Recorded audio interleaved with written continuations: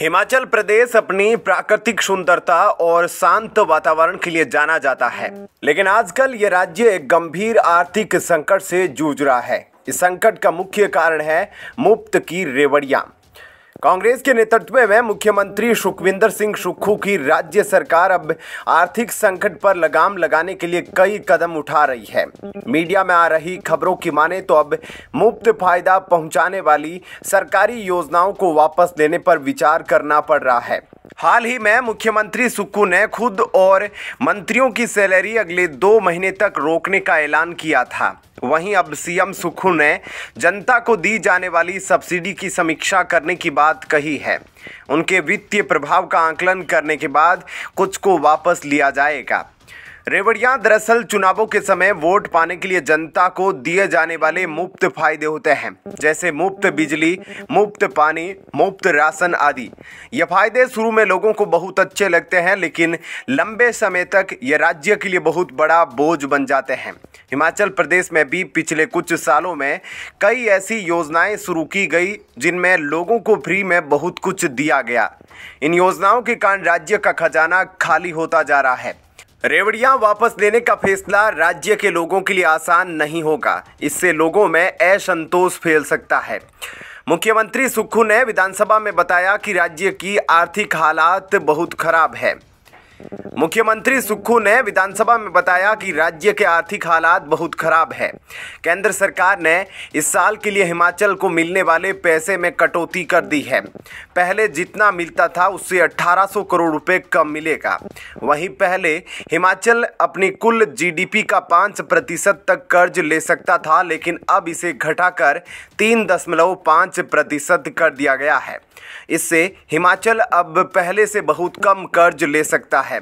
Report के अनुसार पहले हिमाचल 14,500 करोड़ रुपए तक का कर्ज ले सकता था, लेकिन अब यह सीमा सिर्फ 9,000 करोड़ रुपए कर दी गई है। अनुमान है कि ऐसे अगले साल तक यह कर्ज 1 लाख करोड़ रुपए के करीब पहुंच सकता है।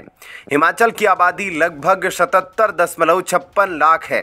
अरुणाचल प्रदेश के बाद देश में हिमाचल प्रदेश में सबसे ज्यादा प्रति व्यक्ति कर्ज 1.17 लाख रुपए है।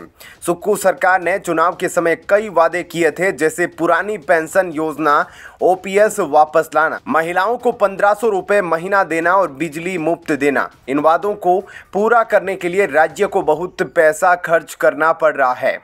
राज्य सरकार ने चुनाव के समय किए गए 5 वादों में से एक वादा पूरा कर दिया है। उन्होंने 5 लाख महिलाओं को हर महीने 1500 रुपए देने का वादा किया था और उन्होंने इस साल यह वादा पूरा भी कर दिया है। लेकिन इस योजना को चलाने में हर साल लगभग 800 करोड़ रुपए खर्च होंगे। इसके अलावा सरकार ने पुरानी पेंशन योजना भी वापस लाने का वादा किया है। इस योजना से लगभग 1,36,000 कर्मचारियों को फायदा होगा, लेकिन राज्य सरकार का हर साल 1,000 करोड़ रुपए खर्च बढ़ेगा। इन सभी वादों को पूरा करने के लिए राज्य को बहुत पैसा खर्च करना पड़ रहा है, जिससे राज्य का कर्ज बढ़ गया है। हिमाचल प्रदेश सरकार ने आर्थिक संकट से निपटने के लिए कई कदम उठाए हैं। राज्य सरकार ने होटलों और बड़े व्यापारियों को मिलने वाली 14% सब्सिडी मुफ्त सुविधाओं को कम करने का फैसला किया है। अब होटल मालिकों के लिए बिजली मुफ्त की सुविधा हटा दी है। सरकार ने व्यवस्था परिवर्तन के तहत सभी घरों के लिए 125 यूनिट बिजली मुफ्त देने वाली योजना बंद कर दी है। अब केवल गरीबी रेखा से नीचे बीपीएल परिवारों को ही बिजली मुफ्त मिलेगी। इससे सरकार को 200 करोड़ रुपए बचने की उम्मीद है। हिमाचल में लगभग 28 लाख बिजली उपभोक्ता हैं, जिनमें से 14.07 लाख इस योजना का लाभ उठा रहे थे। फिलहाल इस खबर में इतना ही। आगे की अपडेट के लिए बने रहिए लाइव टीवी न्यूज के साथ। धन्यवाद। जय हिंद।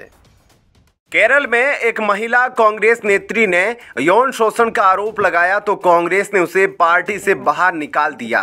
प्रियंका चतुर्वेदी, पूर्व मिस यूपी अर्चना गौतम और नगमा, खुशबू सुंदर और कई अन्य महिला कांग्रेस की नेत्रियां, जिसमें राधिका खेड़ा भी शामिल है, वे कांग्रेसी नेताओं के दुर्व्यवहार और छेड़छाड़ से तंग आकर ही पार्टी छोड़ी थी और इन लोगों ने पहले पार्टी के उचित फोरम में शिकायत की थी, लेकिन कांग्रेस ने इन सभी महिला नेत्रियों से यही कहा कि कॉम्प्रोमाइज करती रहो, मुंह बंद रखो।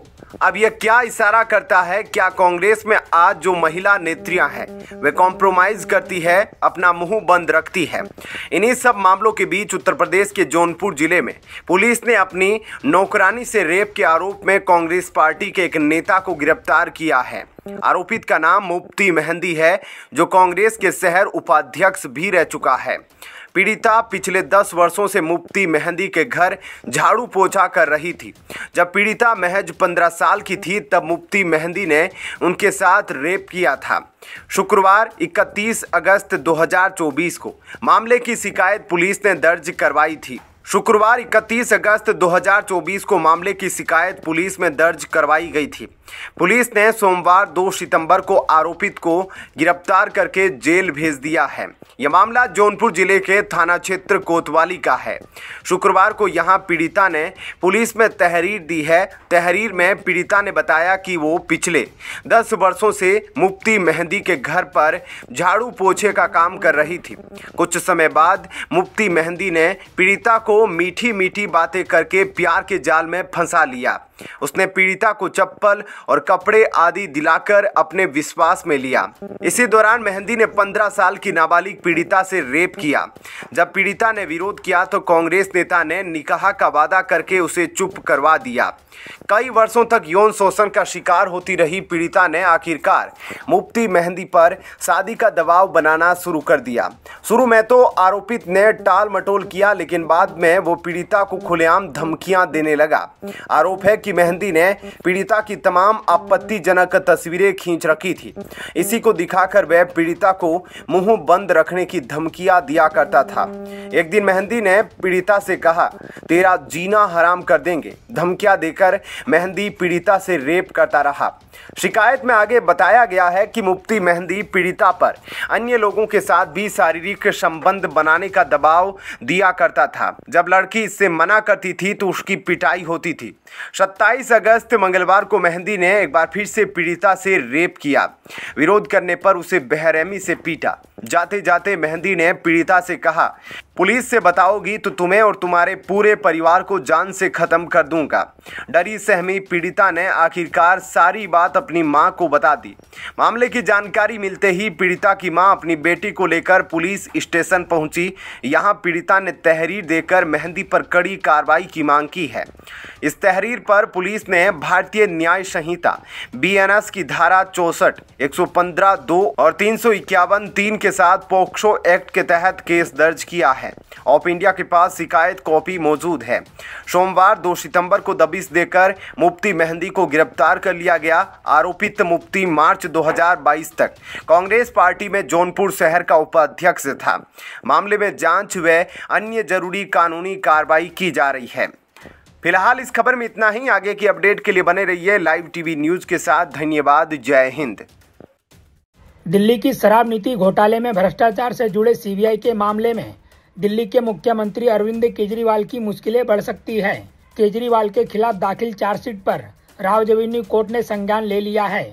राव रेवेन्यू कोर्ट की स्पेशल CBI जज कावेरी बावेजा ने मुख्यमंत्री अरविंद केजरीवाल समेत चार्जशीट में बनाए गए सभी आरोपियों को समन जारी किया है और सभी को 11 सितंबर को बतौर आरोपी अदालत में पेश होने का आदेश जारी किया है। बता दें कि CBI ने अपनी इस चौथी सप्लीमेंट्री चार्जशीट में दिल्ली के मुख्यमंत्री अरविंद केजरीवाल को खत्म हो चुकी दिल्ली शराब नीति 2021-22 के गठन के मामले में आरोपी बनाया है।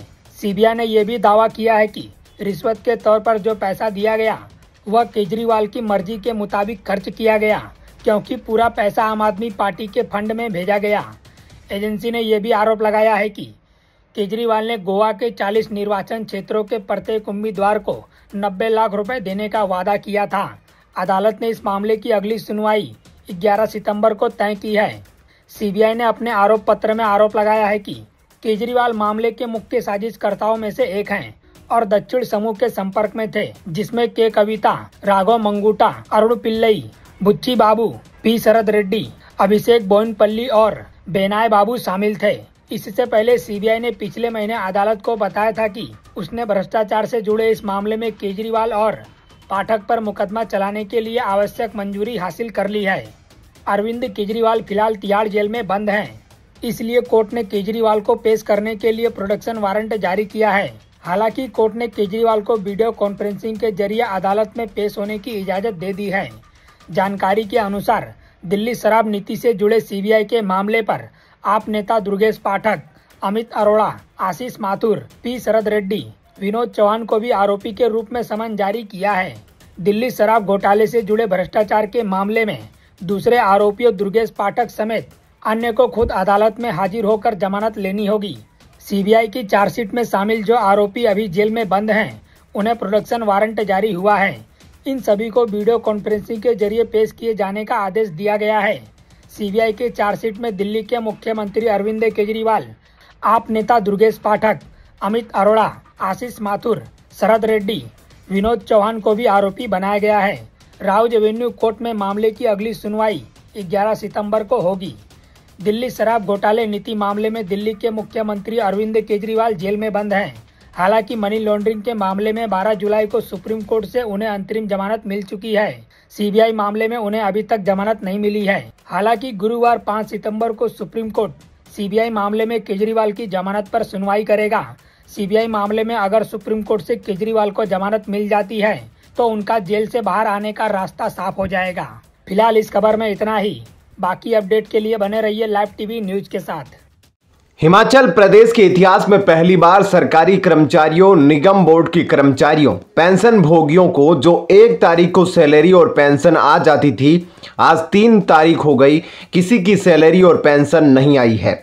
माना जा रहा है कि कर्मचारियों को वेतन के लिए 5 सितंबर तक का इंतजार करना होगा। यह है कांग्रेस मॉडल जो कांग्रेस धीरे धीरे पूरे भारत में लागू करना चाहती है, यानी बर्बादी और भ्रष्टाचार।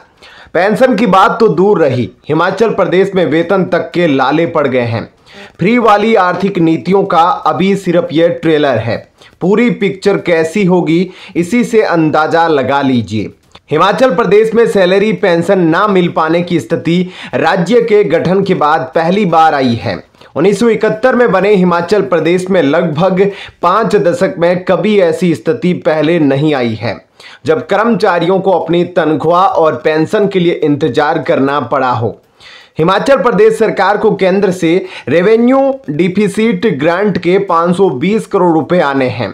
5 सितंबर को ही राज्य सरकार की ट्रेजरी में यह धनराशि आएगी, उसके बाद ही कर्मचारियों को वेतन मिल सकेगा। हिमाचल प्रदेश में सरकारी कर्मचारियों को हर महीने वेतन देने के लिए राज्य सरकार को 1200 करोड़ रुपए खर्च करने पड़ते हैं। उसी तरह पेंशन देने के लिए हर महीने 800 करोड़ रुपए की धनराशि खर्च होती है। कुल मिलाकर यह खर्च 2000 करोड़ रुपए बनता है। फिलहाल राज्य सरकार की ओर से वेतन 5 तारीख के बाद ही दिया जाएगा। कर्मचारी नेता संजीव शर्मा का दावा है कि राज्य सरकार की ओर से ट्रेजरी को यह कहा गया है कि वेतन कर्मचारियों को अभी वेतन न दिया जाए। हालांकि इस तरह के कोई लिखित आदेश फिलहाल सामने नहीं आए हैं। हिमाचल प्रदेश में आर्थिक संकट की चर्चा इन दिनों पूरे देश भर में हो रही है। ऐसे में हर किसी के मन में यह सवाल है कि राज्य में ऐसा आर्थिक संकट पैदा क्यों हो गया है। इसके पीछे की वजह देखें तो इसका एक बड़ा कारण सुक्खू सरकार की आय के नए स्रोतों पर ध्यान ना देना भी हो सकता है। इसके अलावा हिमाचल प्रदेश ने अपने चुनावी वादे के अनुसार पुरानी पेंशन स्कीम लागू कर दी थी। इस कारण से उसको मिलने वाली मदद में भी कमी आई है। स्थिति यहां तक पहुंच गई है कि हिमाचल सरकार एनपीएस में डाला गया कर्मचारी का पैसा भी वापस मांग रही है।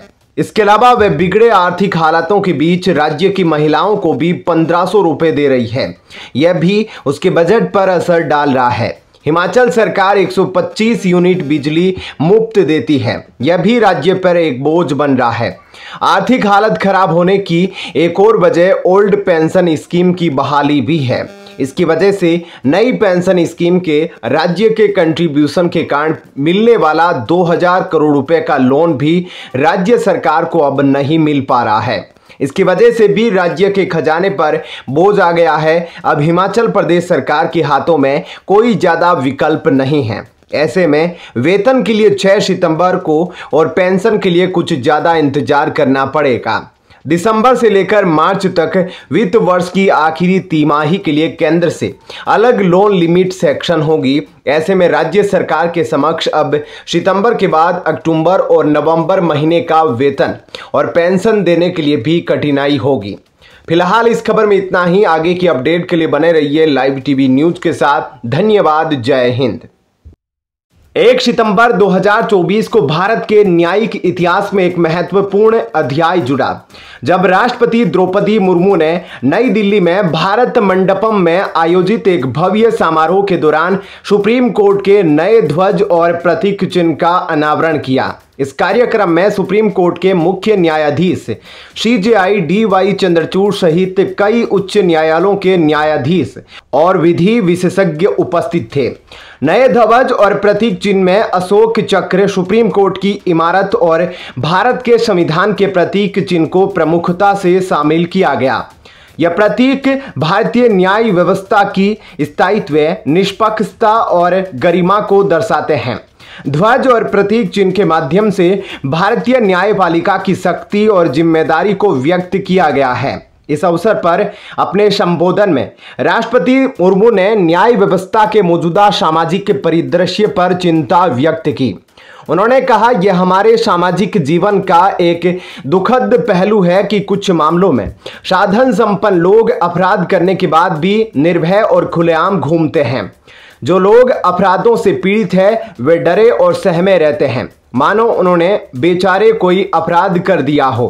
राष्ट्रपति का यह बयान न केवल न्याय व्यवस्था में व्याप्त असमानता की ओर इशारा करता है, बल्कि यह भी बताता है कि समाज के सबसे कमजोर वर्गों के लिए न्याय सुनिश्चित करना कितना महत्वपूर्ण है। राष्ट्रपति मुर्मू ने कहा कि न्याय की रक्षा करना देश के सभी न्यायाधीशों की जिम्मेदारी है। उन्होंने कहा कि अदालती माहौल में आम लोगों का तनाव का स्तर बढ़ जाता है। उन्होंने इस विषय पर अध्ययन का भी सुझाव दिया है। उन्होंने महिला न्यायिक अधिकारियों की संख्या में वृद्धि पर भी प्रसन्नता व्यक्त की। मालूम हो कि इस कार्यक्रम में चीफ जस्टिस DY चंद्रचूड़ और केंद्रीय कानून एवं न्याय राज्य मंत्री स्वतंत्र प्रभार अर्जुन राम मेघवाल भी शामिल हुए। राष्ट्रपति मुर्मू ने भारत मंडपम में आयोजित कार्यक्रम के दौरान सुप्रीम कोर्ट का ध्वज और प्रतीक चिन्ह भी जारी किया। द्रौपदी मुर्मू ने कहा, मुझे बताया गया है कि हाल ही के वर्षों में जनपद स्तर पर न्यायपालिका के बुनियादी ढांचे, सुविधाओं, प्रशिक्षण और जनशक्ति की उपलब्धता में सुधार हुआ है, लेकिन इन सभी क्षेत्रों में अभी और भी बहुत कुछ किया जाना बाकी है। मेरा विश्वास है कि सुधार के सभी आयामों में तेजी से प्रगति होनी चाहिए।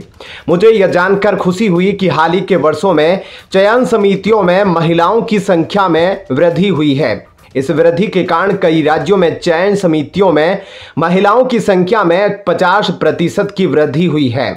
राष्ट्रपति ने कहा कि हमारी न्यायपालिका के सामने कई चुनौतियां हैं, जिनके लिए सभी हितधारकों को मिलकर प्रयास करने होंगे। उदाहरण के लिए साक्ष्य और गवाहों से संबंधित मुद्दों को न्यायपालिका, सरकार और पुलिस प्रशासन की ओर से मिलकर सुलझाया जाना चाहिए। उन्होंने कहा, यह हमारे सामाजिक जीवन का एक दुखद पहलू है कि कुछ मामलों में साधन संपन्न लोग अपराध करने के बाद भी बेखौफ घूमते रहते हैं। जो लोग इन अपराधों के शिकार होते हैं वे इस डर में जीते हैं जैसे कि उनके अपने विचारों में कई अपराध किए हो। महिला पीड़ितों की स्थिति और भी बदतर है क्योंकि समाज के लोग भी उनका साथ नहीं देते। फिलहाल इस खबर में इतना ही। आगे की अपडेट के लिए बने रहिए लाइव टीवी न्यूज के साथ। धन्यवाद। जय हिंद।